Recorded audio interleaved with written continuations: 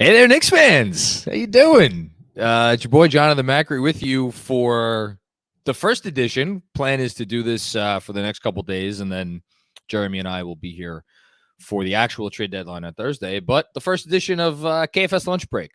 So it is trade deadline week. It is Monday of trade deadline week. I reached out to Andrew a week or two ago and was like, hey, there's usually lots of stuff going on trade deadline week. Wouldn't it be cool if we had an opportunity to jump on during the day and take questions from anybody who's wondering about anything, while also trying to digest, process, analyze, speculate, whatever you want to say about any news and rumors that are hitting the interwebs, as it were. So if you're watching, first of all, thank you for watching. And second of all, get your questions in. Andrew is manning the chat, and we will try to answer as many questions as possible. My goal is going to be more volume than than I was going to say more volume than quality, but that implies I don't want that implication. Just a high volume. I'm going to be a high volume shooter. Hopefully the hit rate is closer to Steph Curry than who has a low 3-point rate on a lot of shots this year. Terry Rozier. Yeah, someone like that. Hopefully we're closer to Steph than Terry, scary Terry today. So get your questions in there. As far as like news and rumors, there's really nothing that hit today. Just Woj sending out a few tweets about the CBA negotiations that are ongoing. The two sides have have extended the deadline to Wednesday. The only way that I really see this being relevant to the Knicks, just very, very briefly, is it sounds like one of the things that they are going to potentially amend is your ability as a team to extend a player for when they're still on their current contract and before they hit free agency, to extend a player at a rate greater than 20% over their current contract. So why is this relevant to the Knicks? One of the players the Knicks have been linked to ahead of this trade deadline is OG Anunoby. OG Anunoby is someone that is currently on a $17 million contract, 17 point something, I forget, whatever it is. Whatever it is, 20% more than that, or 20% more than his figure for next year, I guess what it would be. And I think next year is like 18 and change. That's way below his market value. So he, under the current rules of the CBA, is just not going to extend. So any team that trades for him is going to trade for him with the knowledge that it's going to go into unrestricted free agency, and they're going to be acquiring a player that could leave in less than a year and a half. If they change the rules such that you're allowed to extend a player for more than that 20% raise, it is going to give whatever team that acquires him more of a leg up. And I would imagine the price for him would increase, although I could certainly listen to arguments that would suggest that perhaps the price for him would even decrease, because it's almost like a guarantee that you're going to have to pay the guy a lot of money. And who knows? The market is always funny. I would imagine the price for him is going to go up, though, if they change the rules. Okay, that's all I wanted to say. I feel like let's open it up to questions. I'm curious what people have on their mind. Busy starts us off. Locked On Nets podcast sounds so depressed, LOL. I'm not gonna lie. I can't say I've ever sat down and listened to a Locked On Nets podcast. But that makes me happy. And I hope the 87 are doing okay today. I really do feel for them. It's been a rough go. Pastor Claudio's Obi Hive. Why would Utah demand an unprotected first to take Obi for Vanderbilt? I am happy that this came up early. This has been something I think so just by way of background for anybody who may not know what Pastor Claudio's Obi Hive is referencing, there was a Twitter account called Jazz Notes, and it is an account that I actually followed and had on notifications over the summer during the whole Donovan Mitchell thing, because they have not a perfect track record, but they have a really solid track record. And they don't tweet a lot. It's not like one of these accounts that tweets left and right about all manner of things and has a bad hit rate. Like, their hit rate is pretty good, and they don't tweet out a lot. So they tweeted out the following tweet, and I'm just going to read it because I think the language is important. The Utah Jazz and New York Knicks have had productive talks on an Obi Toppin deal. Hold up in the talks to this point, flashback to the summer, has been Utah wanting an unprotected New York first-round pick. NBA sources tell Utah Jazz notes, and then they follow up by saying Knicks have only been willing to offer protected picks that they have acquired from other teams. Source said this being a sticking point has made talks awkward and feels like Groundhog Day. I'm sure awkward is one word to describe what those talks have been like. Why would Utah demand an unprotected first? Because they're pigs and they try to demand the sun, the moon, and the stars when they feel like they have a situation where a team is desperate. And they felt like the Knicks were desperate for Donovan Mitchell over the summer, and they demanded the sun, the moon, and the stars. And then eventually, as it got closer to when they felt like they were going to need to make a deal, I think their price started to go down. The Knicks, it never went down to the point that the Knicks felt like they felt that the Knicks felt that they could get it even lower. So I don't necessarily blame them. I think if that's true, that they're really demanding an unprotected first, I would imagine that the deal is not Jared Vanderbilt, Malik Beasley for Evan Fournier, Obi Toppin, and an unprotected first-round pick. That would seem to me to be even a stretch for Utah. I could be wrong. Look, it's early. Like, teams that are sellers are going to be asking for a ton because it's a seller's market. So I don't blame Utah. And if it gets to Thursday at 12 o'clock, 1 o'clock, 2 o'clock, and it just comes down to, okay, who's more motivated? Are the Knicks more motivated to move Obi Toppin ahead of his summer in which he could extend with the team that he's employed by? Or are the Jazz more motivated to move off of Mikal Beasley and Jared Vanderbilt where they feel like their value is the highest? I don't know. I think if you want to have a larger takeaway from this, and it's one that I feel bad making, but I don't think it's inaccurate. It's that the value of Obi Toppin around the league it's just not very high. Teams don't view him in the way that some of us have viewed him over the course of the last few years. That's just the reality. He is here's what he is. He's a guy that no one's going to feel comfortable putting at the 5. The shot is coming around, but it's still a question mark. Defense is a question mark. Positional versatility is a question mark. He doesn't create his own shot in the typical way, although if you want to talk to me about how his energy and activity and running in transition and the whole thing, and if he was, put more in a more spaced out system, he would be a weapon in his own kind of way. But like, again, those are a lot of qualifiers. And he's not like a 3-and-D guy. Just plug and play into any system. He's a different fit. Thanks for that question. Good way to start us off. David Lee asks, Evan Fournier trade value. Still a negative asset. Still a negative asset. I mean, $18 million this year and 18 and change next year. Almost $19 million next year. Fully guaranteed is a lot of money to pay for a guy that I think for any team looking to acquire. Yeah, that's the thing, right? Is you have to think about who are the teams that would actually be looking to acquire Evan Fournier to help them win basketball games this year. And there are a lot of teams that are in it, right? There are a lot of teams that are making a go of it. There are still, you want to say like 80% of the league is still trying to win games right now. That's fine.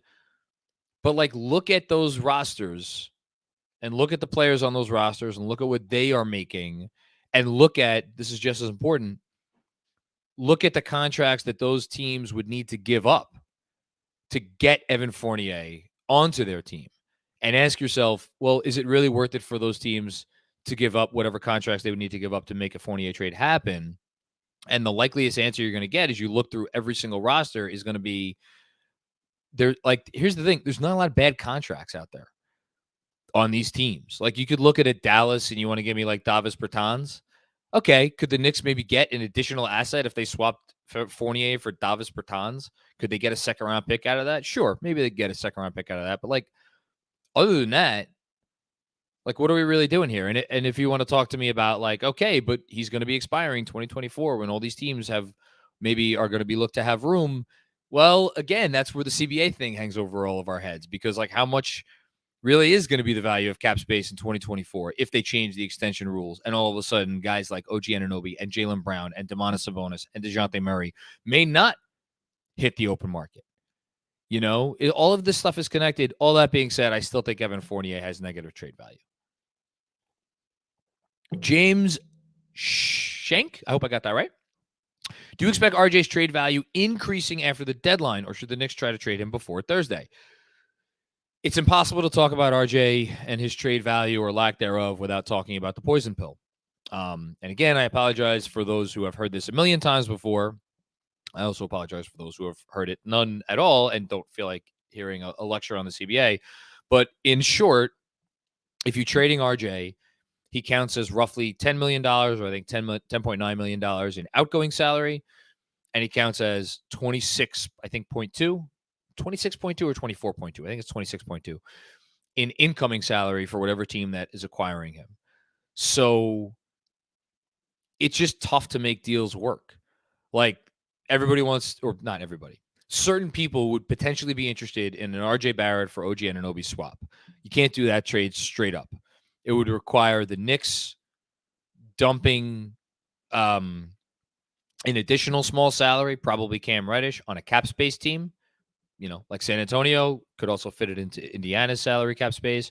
And then it would also require, and I don't want to get into the nuts and bolts of how this is, but just take my word for it. It would also require the Raptors to take one of their small salaries and dump it into a cap space team. Again, San Antonio or Indiana, because those are the only teams with cap space. And those teams are not going to take on those contracts for nothing. They're going to want a premium to take, whether they value Cam Reddish a little bit or not. They're going to want a premium. So I would say his trade value is lower just because in order to trade him, someone in the trade is going to need to put additional stuff into the trade to facilitate the trade that they are not going to need to put into the trade this summer. The only other way you build a trade is if you build up by adding additional salaries on both sides, and then it gets crazy, and then you're outside of the bounds of realistic sorts of trades. If you're just asking me in a vacuum, like, do I think RJ is going to improve his play between now and the end of the year? I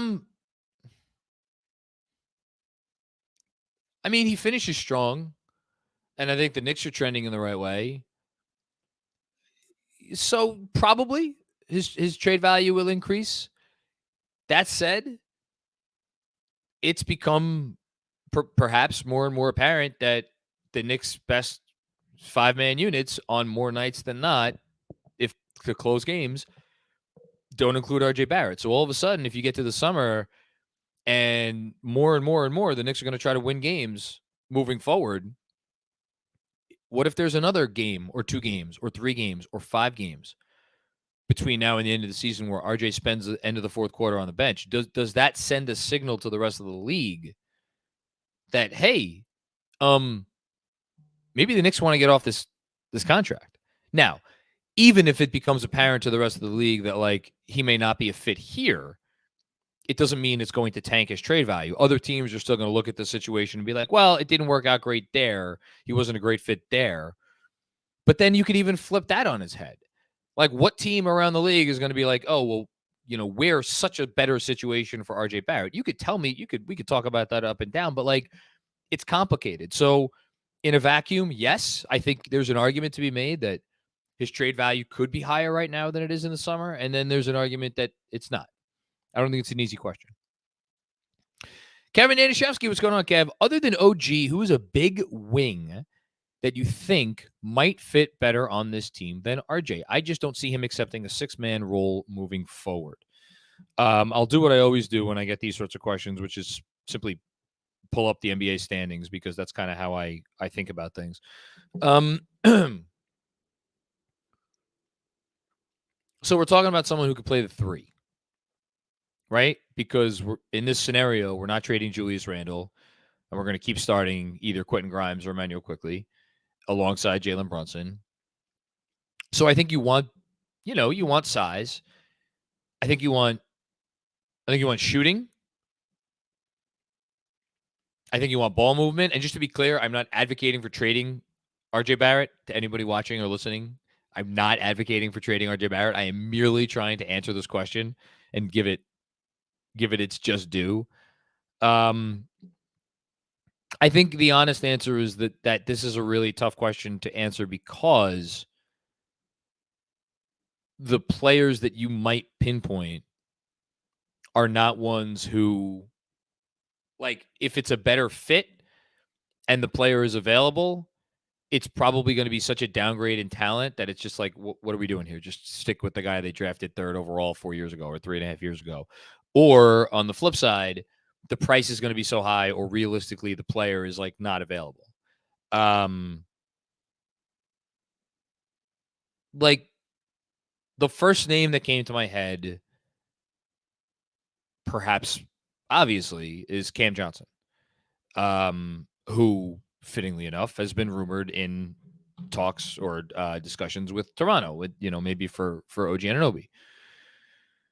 Like, Cam has been playing the 4 in Phoenix. Could he play the 3? Like, yeah, I think he can play the 3. That's a dude who gives you a little secondary, like tertiary creation stuff, maybe a little higher level than Grimes at this point. Obviously, he's a good shooter, good size, good defense, moves the ball. All the stuff you want. Like, that's a name, but like, how are we getting Cam Johnson from Phoenix? Why is Phoenix trading us Cam Johnson? What are they trading us Cam Johnson for? Like that part is less clear to me. Dorian Finney-Smith, there's another name. I like Dorian Finney-Smith a lot. But he was just perhaps the biggest piece of the Irving deal, and KD seems to be friends with him. So, yeah, I don't think I have another. Lou Dort. Oh, I love Lou Dort, but they're not giving up Lou Dort. Oh, I'll throw you one more bone. Josh Hart. Josh Hart's an interesting name to me. Josh Hart, the issue with him is he's never been a consistent shooter. But defensively, he gives you everything you want. He could do some stuff with the ball. Probably would be comfortable in the role that they would have him in here. It's just the shooting. I honestly don't know off the top of my head what Josh Hart is shooting at the moment. I imagine it's probably not great. We look it up. But yeah, that's the other name that I would give you. He's a big wing. Robert Cross, first time, long time, John. Thank you for the generous contribution. I didn't know we were doing the super chat thing today, but happy to take your money, Robert. It just puts a smile on my face. Josh Hart, by the way, is shooting 30% from 3 this year, but before this year, he's been better than that. He was 34% last year, 33% the year before that, 34% the year before that. So it's like a 34% 3-point shooter for his career. He's just having a down year. So maybe not a great fit because he doesn't take a lot of threes either. So scratch that. First time, long time, John. I don't want the Knicks making any moves other than offloading Cam. I want Deuce in the rotation. I don't want Obi traded for spare parts. I don't want to get aggravated this week. Hashtag 53 wins. Robert, that was an aggressive. I felt you through your words there. I don't want you to get aggravated either. I would also like to, I think those two things are connected. Deuce staying in the rotation and the Obi trade. And if the Jazz are really going to play hardball, and the Jazz have already shown that they don't think very much of New York's protected picks, and I don't think for a second the Knicks are going to give up an unprotected first-round pick to offload Obi Toppin. I think there's a good chance they don't make that trade, and that there is no trade on the table for Obi that they really like. So I think you might get your wish.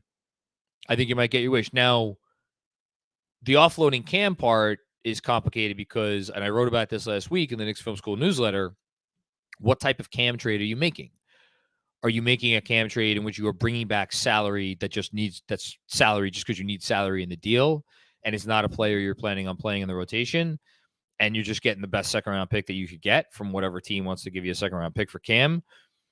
Or are you trying to use Cam mostly as outgoing salary, and then you're adding a draft asset to Cam to try to bring back a better player, like everybody's favorite NBA player, Grayson Allen, as has also been rumored? Do I think the Knicks have the appetite to include whatever they need to include with Cam to get Grayson Allen? To do what? So Grayson Allen could come here and take Deuce's minutes after Deuce has been playing really well. I'm with you, Robert. I hope they don't do that. And I flip flopped on this, but I hope they don't do that. Daniel L., do you think the Knicks should look into trading one of their protected firsts for Bones? No, I don't. Bones Highland's a really good player.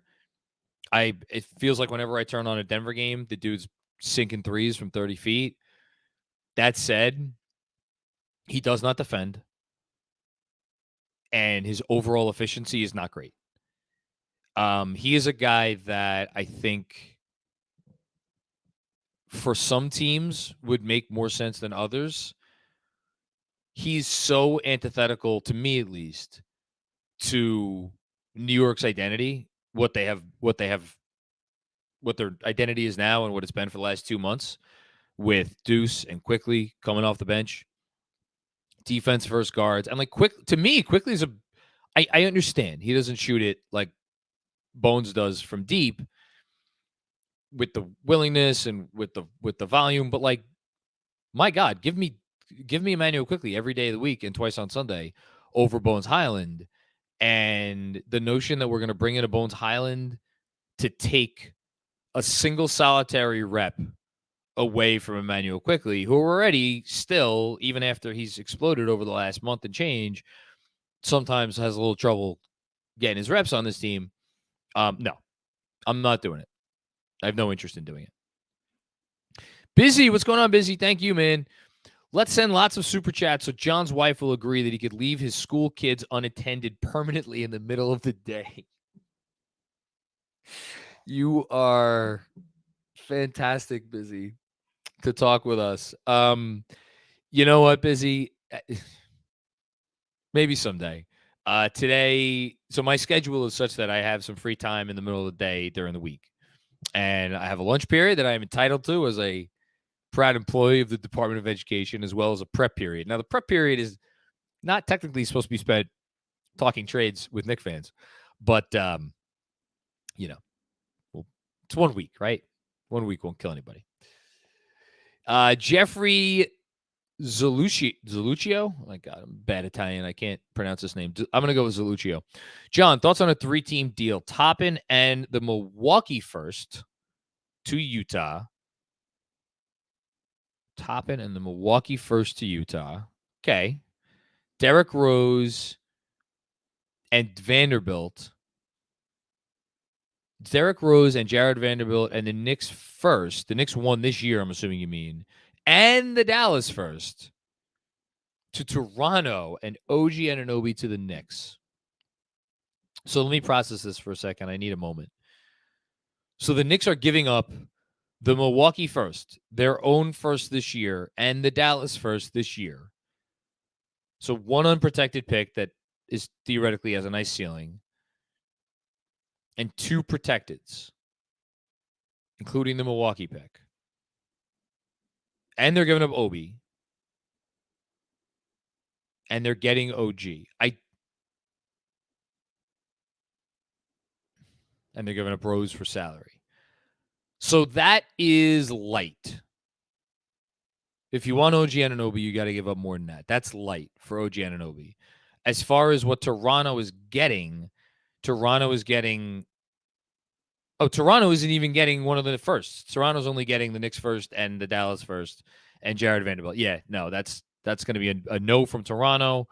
For Utah, they're getting Toppin and the Milwaukee first, and they're only giving up Vanderbilt. No, I don't I guess that construction where where the Raptors end up with Vanderbilt and picks, because like I agree, I think Vanderbilt's more in line with the sort of player that maybe Toronto wants than Toppin is. Although I could be wrong about that.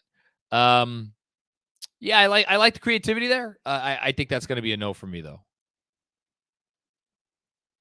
Frank Miranda.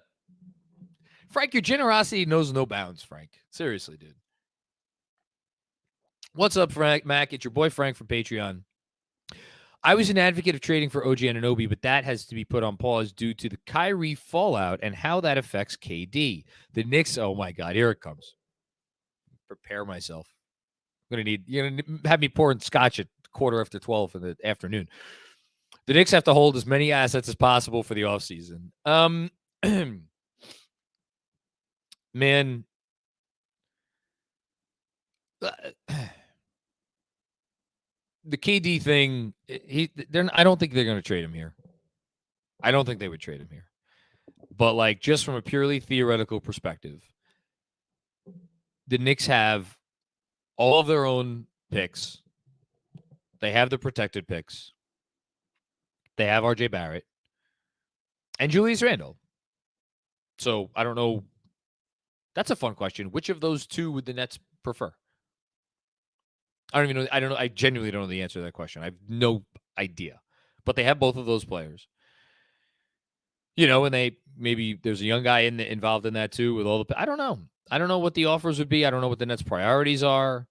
I don't know how they would view Julius Randle. My guess is that the Knicks would want very badly to include RJ Barrett in that deal because I think the Knicks, if you're the Knicks, I don't know that you're talking yourself into a team that has KD, Brunson, RJ, Grimes, Quickly, although one of Grimes or Quickly would probably need to go out in that trade.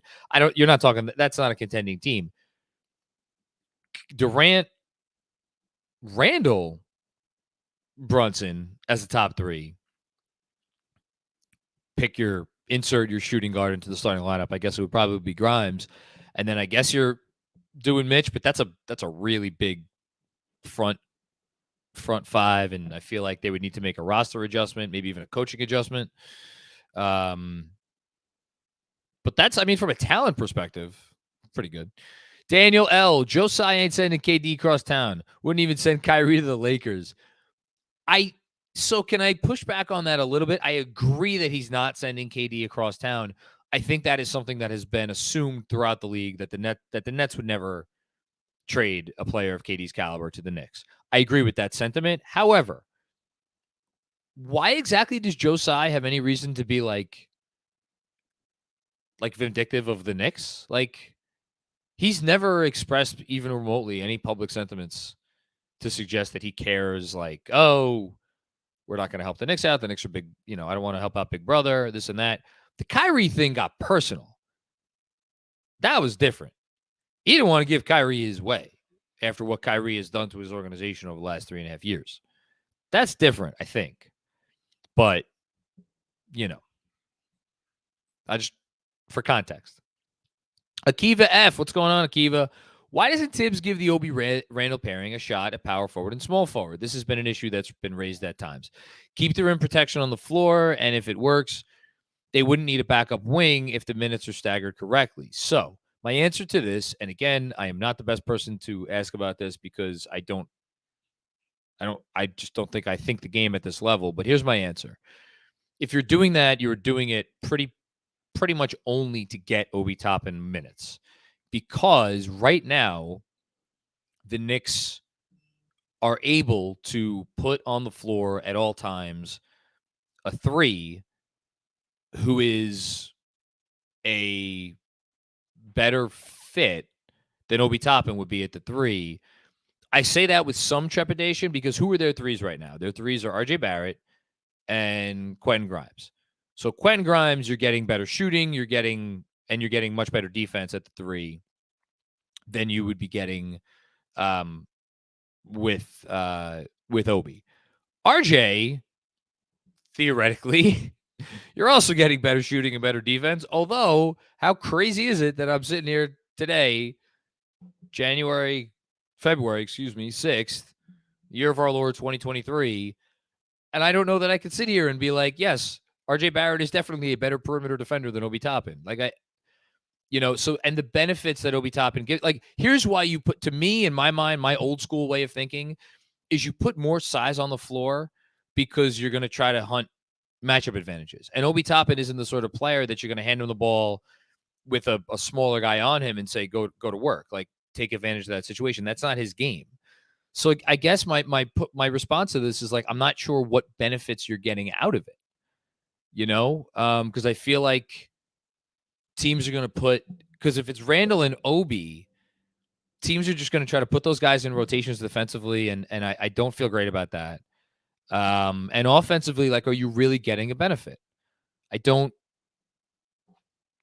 know if I see it that way. I'm look, if they tried it, I'd be all for it.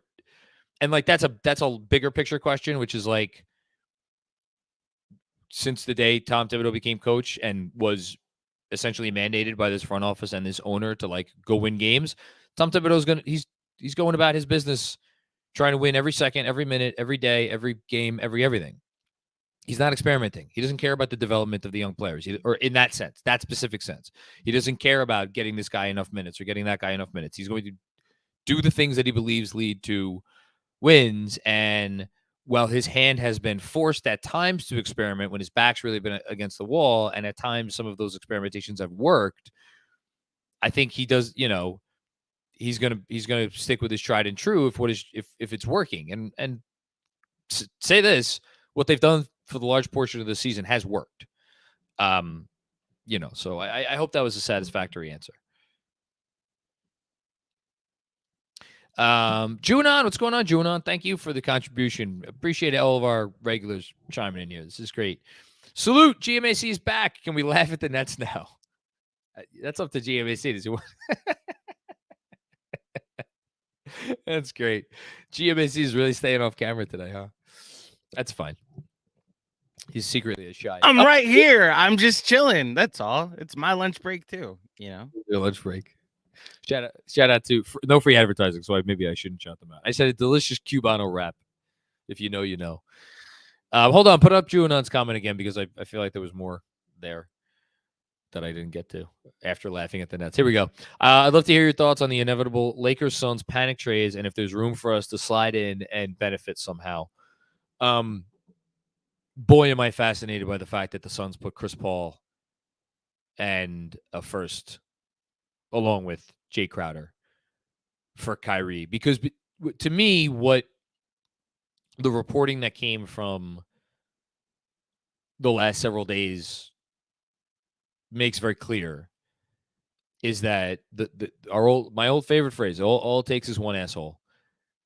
Well, there were a couple assholes, and there are teams with their backs against the wall, and there are teams that are feeling, I don't want to say desperate, but a sense of urgency to the point where they are clearly willing to make risky moves for a very talented player, even if that very talented player has shown us time and time and time and time again that he is perhaps not the horse you want to hitch your wagon to. Again, just think Chris Paul for Kyrie Irving.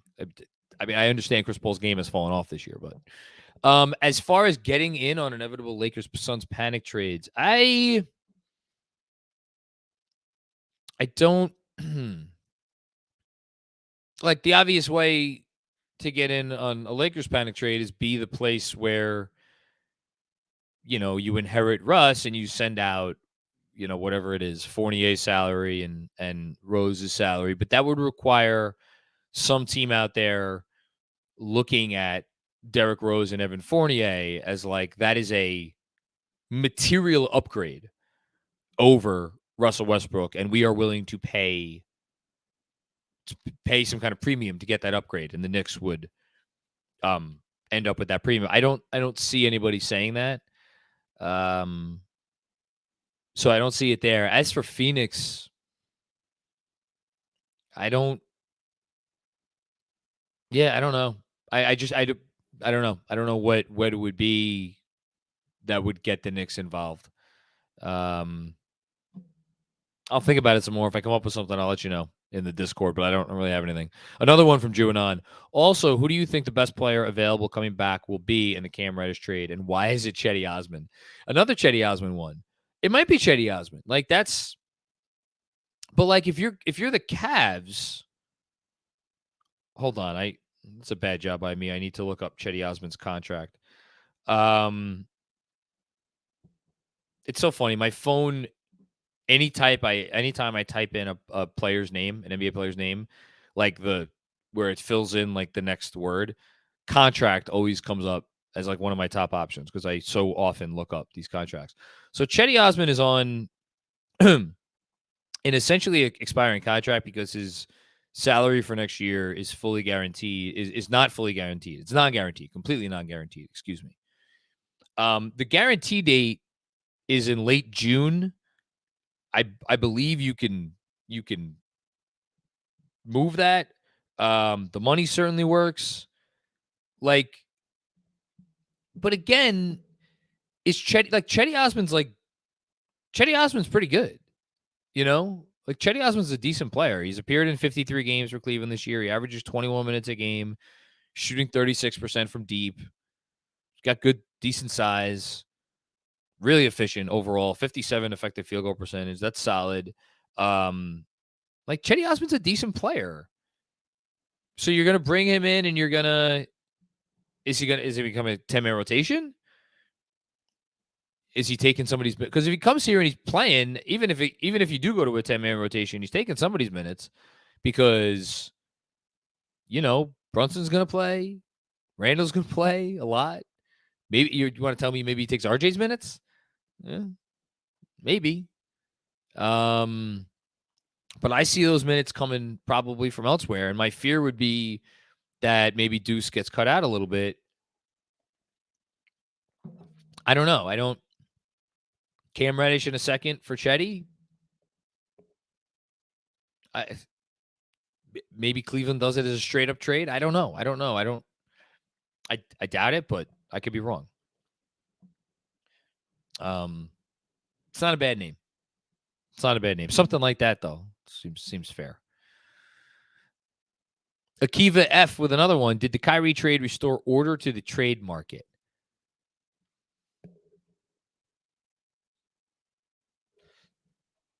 No, I don't think it did. And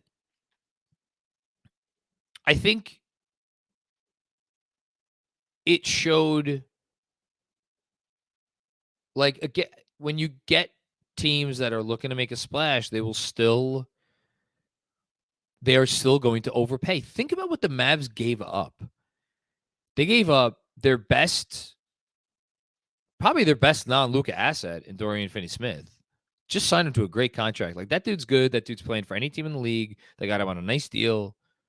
Spencer Dinwiddie's a decent player. And they gave up a 2029 unprotected pick. I understand the talent that they are getting back, but whoever was trading for Kyrie was putting themselves in a very difficult situation this summer because you either potentially lose him for nothing or you sign him to a massive amount of money. And this is arguably the most unreliable player in the sport. And it took an unprotected 2029 pick to get him, plus two good players, including one on a really nice contract. I think it just shows, like, at the end of the day, talent wins, and teams are going to pony up. And yeah, I think this just is what the trade market is now. Juan Sex 51, what's going on, Juan Sex 51? Thank you for the contribution, appreciate it. Does the NBA need to step in and rein in guys like Ainge? Why? The Gobert deal destroyed the always interesting trade market. I'll give a hat tip to Fred Katz, who pointed out on the pod that we did with him a few weeks ago or a week and a half ago that it wasn't even the Gobert trade. You could actually point to the DeJounte Murray trade. That's another trade, but point to the Derek White trade of last season, where not only did the Celtics give up a first, they gave up a future, I think it was a top one or unprotected pick swap. in 2028 for a role player. For a role player. I think the Gobert trade and the Murray trade to some extent, but really the Gobert trade like pushed it further in that direction. But like step in and rein in guys like Ainge, like someone who's willing to pay that. And you want to talk about like you know, okay, they were willing to pay that because they wanted to get the deal done and they didn't want any other bidders to be introduced into the ecosystem. But like Minnesota was bidding against nobody and they paid that. Nobody forced them to pay that. Danny Ainge was like, here's what we want. And I think originally he asked for who was it? I think is it McDaniels? I forget the guy that's on Minnesota. The one guy Minnesota didn't want to give up. And that was their line in the sand. And then they were like, well, we'll give you everything else. And Utah was like, okay, like nobody forced their hand. Nobody forced their hand. I don't know. I think the tree you're barking up is more like, trying to do something about like players taking, too much control. But look, I'm all for player empowerment. And theoretically, the marketplace will correct itself if players lower their own market value because they are too, aggressive in seeking what they want. But no, I don't think Lee's not going to do anything. Lee couldn't do anything if he wanted to. Kim Gervy, what's going on, Ben? Are there any second or third year players with Tibbs friendly skill sets buried on benches you're hearing any interest in? No, not that I'm hearing, but I'm happy to go through some names like Usman Garuba, for example, that we could get for Cam or even Svi. Well, I don't think you're getting a guy that was just drafted recently for someone that isn't playing. Like even if there was such a player who a team like had already soured on, like you're still going to have to pay up something. Like with a Tibbs type skill set, I mean, Duarte is a guy they loved. Now, Duarte isn't buried on the bench. He's playing, but I don't think he's playing in the role that he envisioned for himself when he came into the league. That said, if he came to New York, would his role really change that much? He's going to be behind RJ. He's going to be behind Grimes. He's going to be behind Quickly in the wing department. So I don't know. I don't know if that's the answer. I mean, I think Garuba's a good name.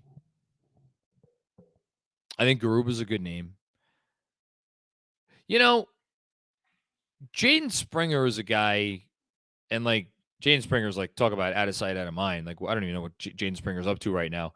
He is, I believe, with the Philly organization still.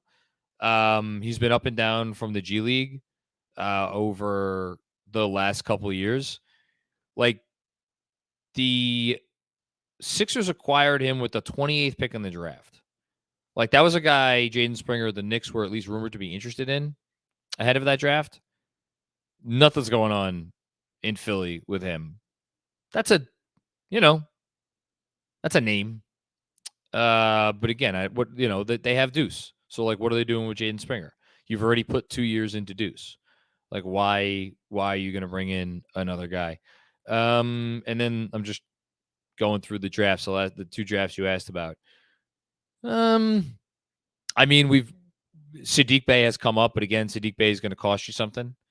And again, he's not buried on their bench, but it seems like they want to move him. I don't really see anybody else.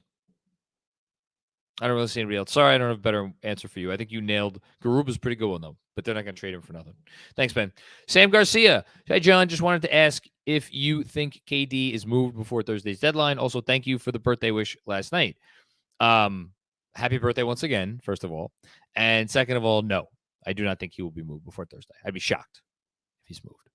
Thank you for the question and the contribution. James Choi, where do you place Hayward on the totem pole of possible targets? Very low. Very, very low. There has been absolutely no buzz about Gordon Hayward at all. Period. End of story. Like, again, theoretically, Fournier plus Rose for Hayward works under the cap. It saves Charlotte, I think, 12 or $13 million next season. And Gordon Hayward would be seemingly a great fit. Why is there no interest in Gordon Hayward? I can't tell you that. Is it because teams view him as just too, like, he's a guy that needs to have such a big role when he plays, and yet he's so unreliable with his injuries that it basically causes chaos on your team to have a guy like that, where it's just it's basically he's a guy who has become a toxic asset, not because of what he does when he's on the floor, but because of how often he's off the floor. And his talent isn't worth it. Joseph Brennan, I really like Vanderbilt as a player in a vacuum, but Tibbs has no interest in non-shot blockers at the 5, and Vanderbilt's fit spacing-wise with Ihart and Mitch seems like it would be awful on offense. Here's the only pushback that I'll give about that, and I don't disagree with anything that you're saying. However, if it's one thing the Knicks have been able to do this year in particular, it has been able to take a team that seemingly has very, very, very severe spacing issues, right? And concoct out of that a really good offense. And I looked up the numbers today. They're, according to Cleaning the Glass, they're actually 6th in offense. And that is because in the 4 factors, offensive rebounding, turnover rate, and free throw rate, they're the only team in the league in the top 10 in all 3 of those. Now, they are bottom 6 in effective field goal percentage, which is why they are only 6th in offense. So, like, Jared Vanderbilt, I think he moves on offense pretty well. He attempts 2 free throws per 24 minutes, which is, like, not great. Here's the thing. 2.3 offensive rebounds in 24 minutes a game this year. 2.9 offensive rebounds in 25 minutes a game last year for Minnesota. That number is interesting to me. As a guy who darts in from the corner, kills the offensive glass, maybe you use him as like kind of a mover and a roller a little bit more on offense. I'm not saying to be pretty. I'm not saying to be perfect. But do they look at him as like, man, what we would be able to pick up defensively with that guy is we'll figure out the offense. You know, we'll figure out the offense. Maybe who knows? Maybe they start using Hartenstein a little bit differently. I don't know. I'm just saying I don't think it's as. I think we think of I do a lot. Think of these things in like black and white, and oftentimes, you know, the truth lies in the gray area in between. Busy. Here we go. PG-13 for Julius Randle, a 2023 first and a 2024 swap. Would you do it? Would I do it? Yes. Yes. That's easy. Thanks, Busy. I think about it, but I do it. Frank Miranda, another one. Frank, you're the best, man. What's up, Mac? It's your boy Frank from Patreon. The crazy part about Tibbs is that I think he's perfect for a player like KD. Tibbs loves coaching stars, and stars play really well under Tibbs. Teams with stars perform really well under Tibbs. Tibbs will keep this team winning in the regular season if Durant misses 25% of the games. Yeah. Yes. I think that's very true. Bernard Richardson, after the Kyrie trade, is the Mavs pick more valuable this week or after the season before draft day? I am maybe in the minority on this. I think the value of the pick goes down. So, I think the Mavs are going to be a better regular season team from here on in than they otherwise would have been. I'm not sure about that. So I think the value of the pick went down a little bit, and I think they're probably going to be better off holding on to it. That's my gut feeling. Could be wrong. Thanks, Bernard. Appreciate the question. Hush Zoo, in your opinion, is the Vanderbilt Beasley trade more likely than the OG trade? Absolutely. 100%. I think it's more likely because OG is going to just cost a lot more. Do you think there's a big chance the Knicks stay put, or is a move inevitable? I think Cam getting traded is inevitable. I do not think any other move is inevitable. would be my answer to that. Thanks, Hush. Appreciate that. CT Pittman, do you see any? What's going on, CT? Great to hear from you. Sorry, I'd like to skip right past who the question was from. Do you see any scenario where we can make a trade with the Hornets since most of their players are available? There are a few players that we could use. I think the Hornets are a tough one. I just explained why I thought the Hornets were a tough one with as far as Gordon Hayward and the issues that that brings. I think Terry Rozier is a guy that I've mentioned in the past as like, is that someone the Knicks would kick the tires on? Salary's too much and goes out too many years. He's guaranteed fully through the 24-25 season. They don't need another center, so cross Mason Plumlee off the list. And then you're basically looking at PJ Watt. Well, Book Knight, I mean, who the hell knows what Book Knight is right now? That's not a reclamation project I really want to take on. This is not the coach for a reclamation project. So then you're dealing with PJ Washington. Like, there are teams that have a need for PJ Washington. I don't think the Knicks are one of them in terms of what they would need to give up. And then you go to Oubre. Now, Oubre's a guy the Knicks have been linked to in the past. Expiring contract. It's interesting. Maybe good, maybe bad, depending on what their plans are. I don't think it's a fit. You know, but again, that's an interesting. Would they trade? I think the money. No, the money doesn't work. I was going to say Cam. Yeah, it doesn't work. Cam and a like a second for Kelly Oubre. They need to include some other salary there. So that's a no. Totes and Goats. Thoughts on KD to Boston? That's going to be a no for me for right now. This is apparently a report from Stephen A. Smith that KD he expects to see moved this week, and watch for Jaylen Brown. Do with that information what you will. I just don't see Cy moving him. I don't see them moving him. They didn't move him last summer. Why are they going to move him now? Because Kyrie forced his way out. That's the big difference maker. I think the Nets are going to want to see what other moves they could make with these picks that they just got, maybe with Spencer Dinwiddie, maybe with Dorian Finney-Smith. And I don't think they want to punt just yet. If they wanted to punt, they had an opportunity to really they never really went down the road with anybody this summer. So Kyrie leaving is going to change them wanting to go down the road that much further now. I don't buy it. I'm happy to be wrong about that. Would I do it if I was? I'd do it if I was Boston. But again, it's not going to be straight up for Jaylen Brown. Brooklyn's going to want more stuff. And then it gets tricky. Hush Sue with another one. If Brunson and Randall keep up this level of play, do you think the Knicks will be dangling RJ in the offseason to make the all-in move this summer? Yes. Yes. Fountain of Hoop. What's going on, Fountain of Hoop? Just finished up my first class and saw this. Macri, do you think Vandy and OG are still in play for the Knicks? I could see them making either both moves. Again, I think the Vandy one is more likely. If you had to ask me right now, do they make one of those moves or make neither of those moves? I'm going to say neither.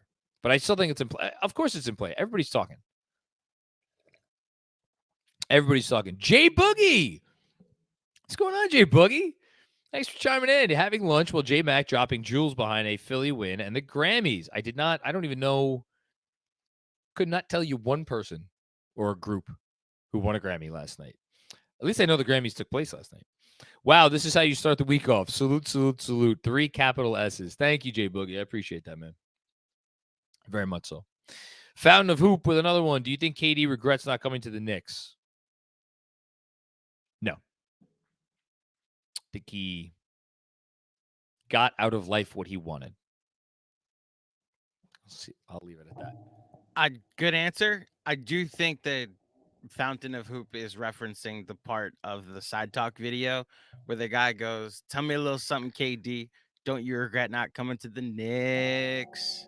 Do you completely forget that part? Or it's the thing I always post when something happens with Tom Brady in the news, and you know what Tom Brady's. That guy. So there are multiple people from that don't say the 2 words that start with B's that MSG adapted that I don't want to repeat.